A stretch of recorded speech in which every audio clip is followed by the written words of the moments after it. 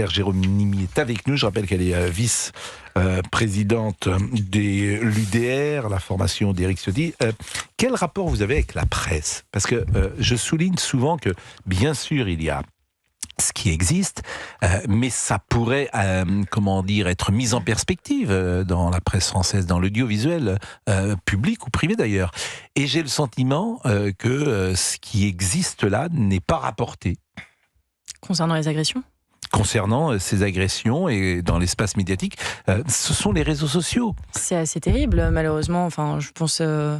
De par mon expérience personnelle, je suis la première à l'avoir vécu. Ils n'ont pas relayé mon histoire quand je me suis faite violer terriblement par un OQTF. Enfin, à chaque fois, il y a occultation de certaines histoires. Et ça dérange énormément.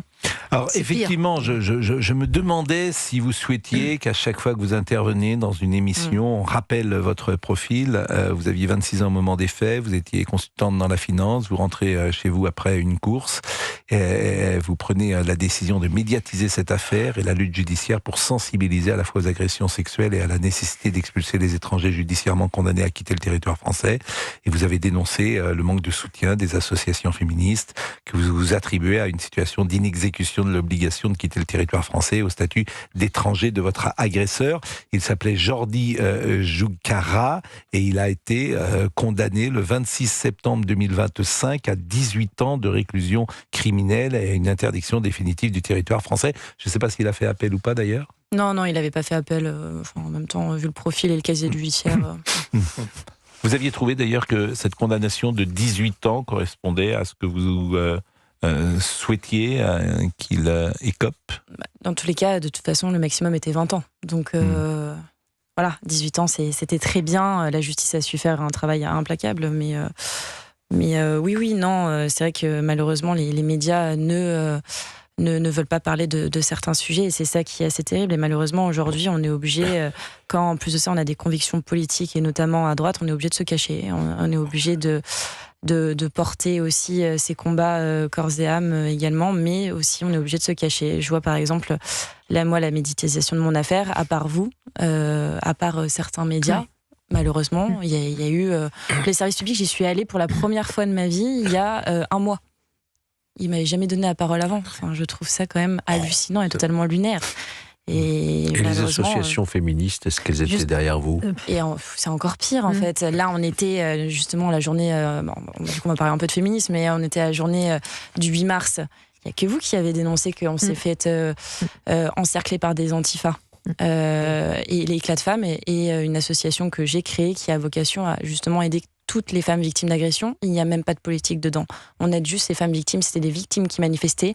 On s'est fait encercler par un groupe d'antifas parce que notre nom éclat de femmes circulait dans des boucles sur les réseaux sociaux.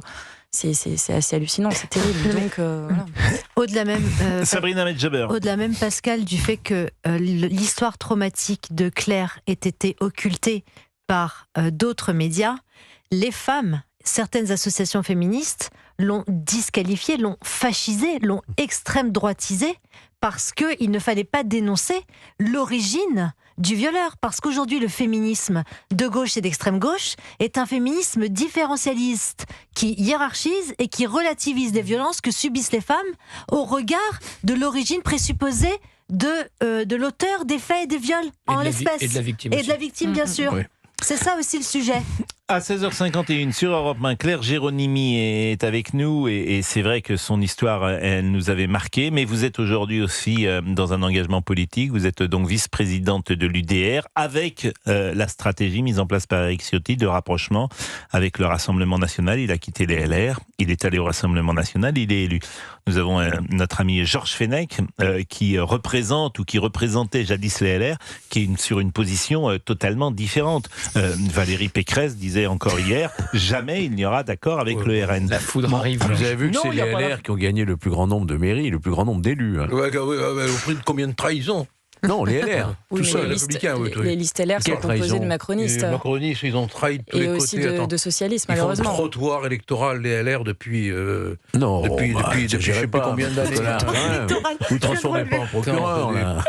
Non, mais en fait, non. Quoi ? Pardon, qu'est-ce que... Des huttes, j'ai dit. Des huttes. Ce sont des huttes. C'est quoi des huttes? Il n'y a pas le P, quoi.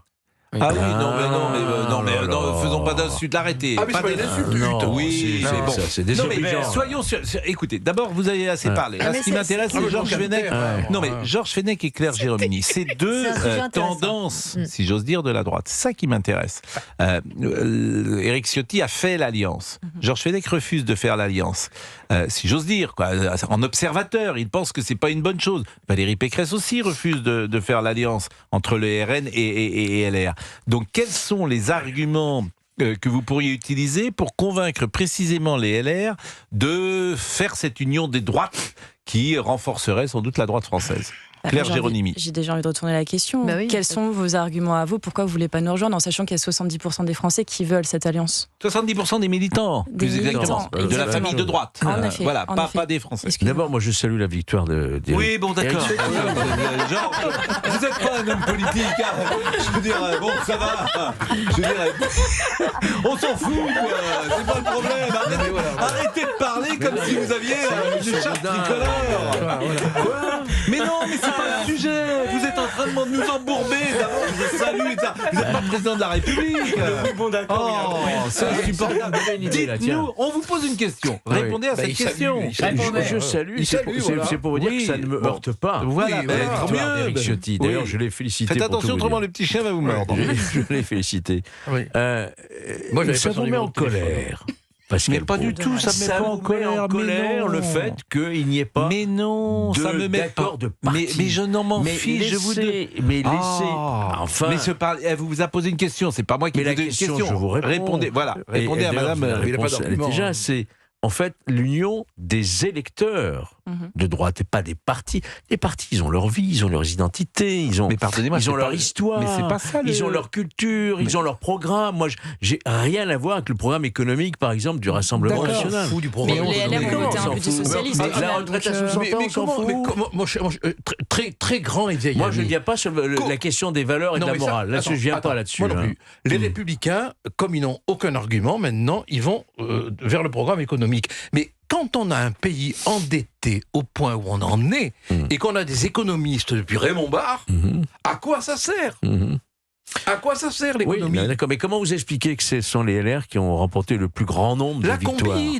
La combine. Mais quelle combine? Mais ça, moi, j'ai pas le droit de le dire. Expliquez-moi quelle combine. Bon, mais c'est la combine. Le RN a remporté des belles victoires, incontestablement. Mais c'est pas le sujet. C'est passé un peu à côté. Non, mais vous êtes pas une fusion. Mais je ne fais pas de fusion de toutes les droites. Je vous demande de nous donner un argument. Vous en donnez pas. Il y en a pas un qui est sorti de votre bouche. Vous nous dites les LR ont gagné des mairies. Essayez de travailler quand même avant de venir pour trouver. Mais c'est pas la même histoire. C'est pas la même histoire. Mais c'est quoi? C'est pas la même histoire. Personne n'a la même histoire. Mais personne n'a la même histoire. L'UDF n'avait pas la même histoire que le RPR. Mais ça veut dire quoi? En fait, quand on vote, l'union des droites, on l'avait fait avec l'UMP, le centre, la droite. Qu'est-ce qui vous fait rire? C'est l'animal traitance animale. C'est le Fenech. Non, mais ce que je veux vous dire, moi, je vais vous dire, j'ai beaucoup cité la phrase de Raymond Aron, je la trouve intéressante. La politique, lorsqu'on vote, c'est le préférable et le détestable. Voilà. Oui, c'est pas le choix entre le bien et le mal, c'est le choix entre le préférable et le détestable. Alors, pour nous départager, il n'y a que des exemples. Il n'y a que des exemples, parce que c'est l'exemple. À Marseille, vous êtes un électeur, vous préférez, ou à Nîmes, vous préférez que ce soit Monsieur Payan ou Monsieur Alizio. Voilà. Et ça, vous répondrez pas à cette question. Bien, Monsieur Alizio, mais vous ne répondez jamais. Alors vous auriez voté pour qui? Mais c'est ça qu'on vous demande de répondre. À Nîmes, par exemple, les LR ne se sont pas alliés avec les RN, et c'est un communiste qui va diriger la ville. Alors que RN et LR, ça fait plus de 50% cumulé. Oui, ça fait même 60%. Donc moi, il n'y a que ça qui m'intéresse. Qu'est-ce que tu dis là? Voilà. Il a raison, Pascal. Qu'est-ce que tu dis? Qu'est-ce que tu dis, Jean? En dehors de féliciter. Mais moi, je regrette ces victoires à Nîmes. Je regrette. Mais c'est pas ça que je vous demande. Est-ce que vous auriez fait l'union? Vous pouvez pas me demander. Est-ce que vous auriez fait un accord à Nîmes si vous étiez patron des LR? Est-ce que vous auriez réclamé un accord? À mon compte ce qu'a dit Bruno Retailleau. Pas une voix à LFI. Après, chacun fait ce qu'il veut. Non, mais écoutez, est-ce que tu fais l'accord à Nîmes? Il y a un risque des communistes. Si tu t'allies avec le RN, tu peux remporter la ville. Si tu ne t'allies pas, c'est le communiste qui gagne. Accord ou pas accord? On n'en est pas là. Le communiste a été élu. On n'en est pas là. Enfin, on n'en est pas là. Mais on n'en est pas là. Pourquoi on n'en est pas là? On en est complètement là. De respect, un peu de courage. Non, mais là, vous êtes tous liés contre moi. Mais non, Georges, on n'est pas liés contre vous, Georges. On voudrait que vous compreniez simplement que, comment dire, en fait, on n'arrive pas à comprendre. Si c'est un taliban qui se présente, là, vous changez. Arrêtez. Ah ben là, non mais là, vous dites, tiens, je vais peut-être m'allier. Arrêtez. Ah ben à partir de quel niveau vous alliez, en fait? C'est la bonne question, ça. Mais moi, C'est la bonne question, je ferai tout pour battre le taliban. Ah oui, donc là, vous alliez. Mais le communiste, non. Le communiste, il a juste soutenu... non mais si, impératrice. Donc tu fais l'alliance. 16h58. Bon, allez. Georges, vous êtes... Grande émission. Mais en fait, Georges, vous n'avez... Mais non, Georges, vous n'avez... Mais Georges, je vois bien et je vous aime beaucoup, vous le savez. Mais... Heureusement. Ça commence mal. Voilà. Et qu'est-ce que vous voulez que je vous dise? Mais il est 17h. Bah, écoutez, comme Georges Fenech ne veut pas répondre à nos questions, au moins, vous nous direz quelque chose d'intéressant. 17h01. Je retire ce qu'a dit Georges. Mais non, mais vous voulez pas vous mouiller. Oui. Laissez-moi être ce que je suis. Ah bah... Qu'est-ce que vous êtes? Mais pardon, je vais pas changer de peau pour vous plaire. Mais ce n'est pas le problème. Je suis issu du gaullisme. Gardez votre peau. Ah bah attends, si De Gaulle avait été comme toi, il serait jamais allé à Londres. Ça, c'est pas bien. Non, ça, c'est moi qui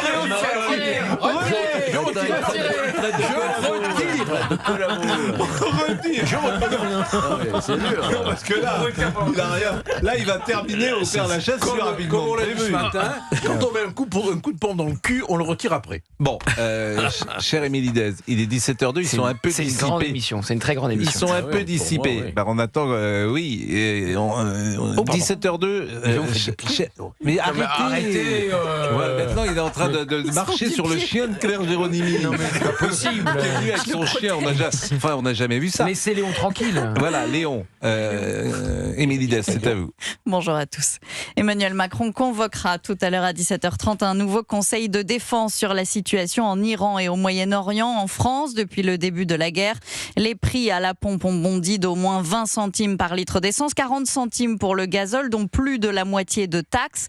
L'État se comporte comme un profiteur de crise et perçoit des recettes indues, dénonce Marine Le Pen. Les profiteurs sont les pays producteurs qui ne sont pas touchés par la crise, répond le Premier ministre Sébastien Lecornu, qui assure que le gouvernement prépare des mesures en faveur des grands rouleurs.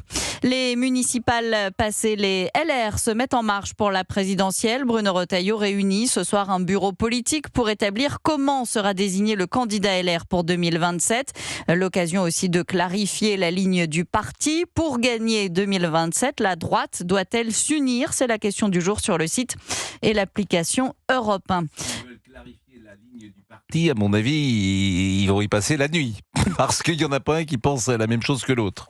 Le PS qui convoque aussi un bureau national dans un contexte explosif. Le maire socialiste de Saint-Ouen, Karim Bouamrane, appelle à la démission d'Olivier Faure et réclame une ligne claire contre la France insoumise. Ce matin, Gabriel Attal, le secrétaire général de Renaissance, a appelé Horizon et le Modem à se coordonner pour organiser un rassemblement avant l'élection présidentielle.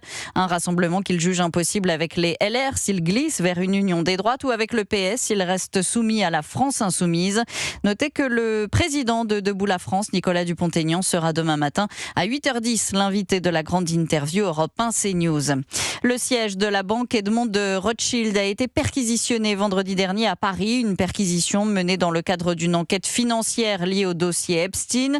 Le diplomate français Fabrice Edan avait travaillé dans la banque de 2014 à 2016 avant de rejoindre le groupe énergétique Engie qui a mis fin à ses fonctions. Le nom de Fabrice Edan revient plus de 200 fois dans les dossiers Epstein. Les obsèques de l'ancien Premier ministre Lionel Jospin se dérouleront jeudi à 14h30 au cimetière du Montparnasse à Paris. Elles seront ouvertes au public. L'hommage national annoncé par Emmanuel Macron aura lieu juste avant, à 11h, aux Invalides. Lionel Jospin est décédé dimanche à l'âge de 88 ans. L'Assemblée nationale a respecté tout à l'heure 1 minute de silence en sa mémoire. Et puis le livret A délaissé au profit des assurances-vie. Les Français ont retiré retirer 740 millions d'euros de plus qu'ils n'en ont déposé sur leur livret A en février, selon la Caisse des dépôts. Depuis la baisse des taux de rémunération des livrets, les Français vident légèrement leur livret A au profit de l'assurance vie un peu plus rémunératrice. Et c'est vrai que le retrait important de Gilbert Collard a notamment fait pencher la balance. En revanche, vous avez dit quelque chose qui m'intéresse sur les obsèques de Lionel Jospin. Elles seront célébrées directement à Montparnasse, avez-vous dit ? Se dérouleront à 14h30 au cimetière du Montparnasse, ouverte au public. Il ne passera pas par l'église, Monsieur Jospin. Il a choisi donc une cérémonie sans doute civile, si les obsèques sont célébrées à l'intérieur du cimetière. Et ce qui ne m'étonne pas. Je pense qu'il était protestant. Et il n'a pas choisi en tout cas de passer par l'église de Rome pour interdire au revoir. Merci beaucoup, Émilie Dez. Il est 17h06. Europe 1. 16h, 18h, Pascal Praud et vous. Et si vous nous rejoignez à l'instant, soyez les bienvenus. Nous sommes avec notre ami Georges Fenech qu'on maltraite un peu parce que c'est vrai, il n'a pas le rôle facile. Il n'a pas un rôle facile. Non, mais il n'a pas un rôle facile parce que il n'a pas un rôle facile parce qu'il défend, disons-le, l'indéfendable. Et notamment le cas qui a fait la 5e République. Oui, mais qui a gouverné. J'entends bien, mais le cas de Nîmes, mais qui gardera son identité. Alors là, je pense que vous verrez. Oui, vous verrez. Oui, mais 2027, c'est bientôt là. Hein. Mais comment vous gagnez tout seul ? On va pas gagner tout seul. On va gagner après une primaire qui va dégager une incarnation qui va représenter. Le mystère de l'incarnation républicaine. C'est pas le mystère de l'incarnation. C'est bientôt Pâques, c'est normal. Bon. En fait, ce qui est intéressant dans nos discussions... vous voulez quoi, au fond ? Gilbert Collard, vous voulez quoi ? Moi, je voudrais que j'ai pas compris. Moi, je voudrais une droite de droite. Oui. Qu'on enlève aux Républicains le trouillomètre. Et qu'ils prennent des décisions enfin courageuses sur le plan des choix politiques. Sarkozy, par exemple, Sarkozy, c'était le trouillomètre. Mais je le disais ce matin. Non, je le disais ce matin. C'était en 2007. Est-ce qu'on peut parler d'aujourd'hui ? Non, mais vous parlez du général de Gaulle et vous parlez d'aujourd'hui, s'il vous plaît. Aujourd'hui, on est dans l'opposition. Il n'y a pas dans l'opposition. Mais pardonnez-moi, il n'y a pas de Nicolas Sarkozy. La question qui vaille, Pascal te l'a posée. C'est quoi ? À Nîmes, qu'est-ce que tu aurais fait ? Tu aurais donné la consigne de laisser gagner les communistes ou tu aurais donné la consigne de voter pour le candidat du Rassemblement national ? C'est fondamental. Toute la question des Républicains, elle est là-dedans maintenant. Qu'est-ce que vous auriez fait ? Voilà. Mais tu sais très bien qu'il n'y a pas de consigne. Les électeurs, ils font ce qu'ils veulent. Franchement, l'important c'est de se retirer ou pas de se retirer. Après les électeurs Georges, franchement, c'est pas sérieux. Bon, vous n'êtes pas sérieux parce que c'est ce que en fait, il n'y a même pas le courage de dire. Vous auriez le droit de dire je ne vote pas. J'aurais fait mon choix à titre personnel. Mais on vous le demande. Je n'ai pas de consigne. Vous donnez des consignes, vous ? Mais Georges, tu donnez des consignes, Georges. Votez ça, votez ça. D'abord, moi j'aurais dit, en aucun cas je ne voterai communiste. Enfin, quand même. La discussion, elle est politique et stratégique. Bon, qu'est-ce que entre le préférable et le détestable ? Il n'y a pas, effectivement, j'entendais par exemple Madame Pécresse, elle pour des raisons morales, et considère qu'elle ne doit pas s'allier au Rassemblement national. Parfois, il y a aussi pour des raisons de boutique pure. Il y a des gens qui pensent à leur boutique. Les partis, vous parlez de Gaulle, mais lisez Mémoire d'espoir, lisez Mémoire de guerre, il fustigerait, il vous houspillerait avec votre boutique et votre esprit boutiquier de parti politique. Il les détestait. Les partis politiques. Qu'est-ce que vous me parlez des LR ? Ils les détestaient. Il n'y a pas de mot aussi dur sur les partis politiques que sur le général de Gaulle. Je vous répète, il n'a pas de mot. Donc quand vous dites notre parti, mon parti, notre parti, c'est pas ça. Il y a quelque chose au-dessus de votre parti. Pardonnez-moi, c'est l'intérêt de la France. Je suis d'accord. Vous n'en parlez jamais. Jamais vous n'en parlez. Vous parlez, on n'a pas la même famille, on n'a pas la même histoire, etc. La seule chose que vous savez dire. C'est une défense boutiquière. Mais si, c'est une défense boutiquière que vous avez. Mais c'est pas très grave. Il y a qu'à voir, l'UMP, ça avait été un rassemblement. Mais arrêtez avec l'UMP, il y avait une incarnation qui s'appelait Nicolas Sarkozy. Aujourd'hui, vous avez fait moins de 5 la dernière fois. Je suis d'accord avec ça. Mais il n'y en a pas, cher camarade. Mais attendez, on est dans un an. Attendez quoi, le Messie ? Mais vous n'êtes pas sérieux, Georges. Vous n'êtes pas sérieux. Il faut attendre quoi ? Le médicament à dissoudre les égos ? Non, mais qu'est-ce que vous voulez ? Vous voulez tout de suite dire, allez, je rejoins Jordan Bardella, mais je me dissous dans le RN. Mais attends, ce que vous devriez dire, c'est assez simple d'ailleurs, me semble-t-il. Si la droite était responsable, c'est voilà, nous allons choisir une incarnation dans la formation qui est effectivement la plus en pointe, et puis nous-mêmes, nous faisons un pacte de gouvernement pour peser. Ça s'appelle une reddition, ça. Oh, une reddition. En fait, ça s'appelle une reddition. Ça s'appelle penser à la France. Mais je sais que ça vous incarne le courant que je défends. En fait, donc je soutiens celui. Je vous répète, c'est penser à la France. Oui. Vous en êtes incapable. Ce qui vous intéresse, c'est votre petit candidat, votre petite boutique. Mais bien sûr. C'est ça qui vous intéresse dans les partis. Je trouve ça dommage. Écoutez, moi, les gens sont ce qu'ils font, comme dit l'autre. Les gens sont ce qu'ils font. En revanche, de dire, voilà... L'audience est levée. On fait... de dire, on fait l'union, on fait un programme comme... On vient de vous le dire. Vous n'avez pas compris, on vient de vous le dire. Gilbert Collard souhaiterait... je souhaite la même chose que moi. Je souhaiterais que les Républicains, dans les cas... Allez, on va être très conciliant, que dans les cas dangereux au moins, comme évidemment. Ça a été à Nîmes, disent courageusement, mais je vous en supplie, faites tous barrage aux communistes qui traitaient De Gaulle de fasciste.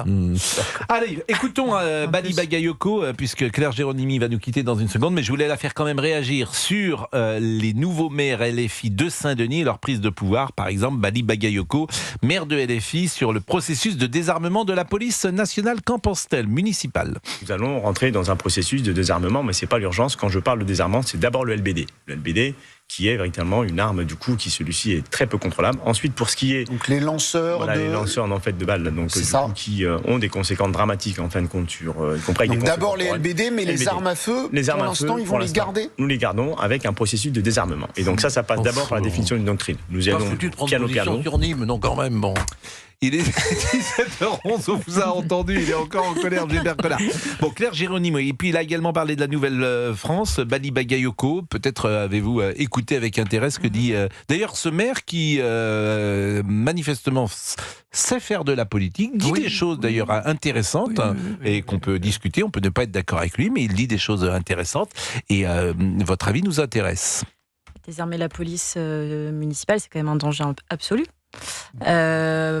Moi, à mon sens, il y a deux mondes. Il y a celui des LFI qui veut désarmer justement la police municipale et qui va se dire, ok, si on désarme, on va vivre dans un monde de bisounours, très clairement.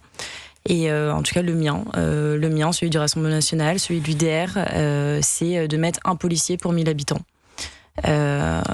Également de renforcer la sécurité sur la police municipale, et c'est justement pour ça qu'on a gagné plus de 70 villes et qu'on a plus de 3000 candidats aujourd'hui qui sont élus. Je trouve ça assez dangereux en tout cas. C'est pas comme ça qu'on réussira enfin, en tout cas, les agresseurs, on va dire, vont pas se désarmer eux. Et c'est ça qui est assez dramatique.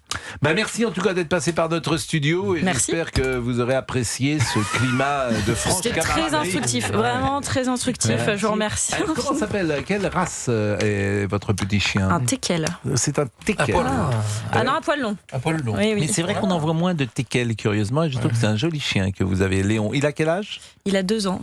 Bon. Et tout jeune. Et oui. Et oui, il est super fidèle et puis en même temps, il me défend pas mal, même si c'est un petit. Ah bon? Bah oui. Ah oui. Dans la rue. C'est très hargneux. Mais c'est un chien de chasse, hein. Donc. C'est un chien de chasse, le teckel. Mais il chasse quoi? Pardon, il est tout petit. Tout ce qui est lapin, ils vont dans les terriers, etc. Attention, Georges.